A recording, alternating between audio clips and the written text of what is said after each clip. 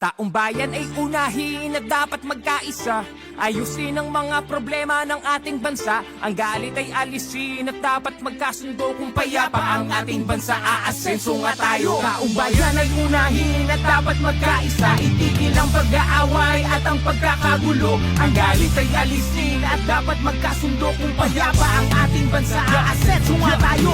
Ang kahirapan sa bansa ay lumulubha pa. Kailangang harapin ang marami nating problema. Maraming nagugutom sa Maynila at probinsya at maraming trabahante di sapat ang kinikita. Pamilyang hindi sapat ang pagkain sa mesa. Kapag sila'y nagkasakit, wala rin pampaospital. Kabuhayang hinampas ng matinding kalamidad at tumataas ang antas ng kriminalidad. Hindi mabuting panoorin na puro na lang kampihan. Kaliwat ka ng batikos, kabi-kabilang alitan ng dapat asikasuhin at kailangang malunasan ng mga problemang nagpapahirap sa ating bayan. Sa ating ang panahon, pagkakaisa ang solusyon.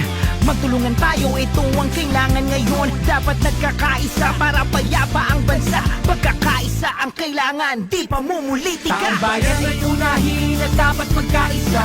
Ayusin ang mga problema ng ating bansa. Ang galit ay alisin at dapat magkasundo. Kung payapa ang ating bansa, aasenso nga tayo. Taong bayan ay unahin at dapat magkaisa. Itigil ang pag-aaway at ang pagkakagulo. Ang galit ay alisin at dapat magkasundo. Kung payapa ang ating bansa, aasenso nga tayo. Sana po ay pansinin itong aming sinasabi. Kapayapaan, ito ang nais namin na mangyari. Dahil problema ng bayan ay napakarami. Itigil ang bangayan at pagkakabahagi. Ang bansa ay payapa Kapag hindi bahabahagi. ang bansa ay masaya. Kapag walang kampi-kampi. Ang bansa ay uunlad. Kapag hindi kanya-kanya. Pagkakaisa, ito ang dapat nating magawa. Panahon na para harapin mga problema ng bansa. Sa pagbabangayan ng bayan ang nagdurusa. Nauubos lang ang oras na hindi mahalaga. Ang bigyan ng panahon, kinabukasan ng bansa. Panahon na para harapin mga problema ng bansa. At magkaisang lahat, mga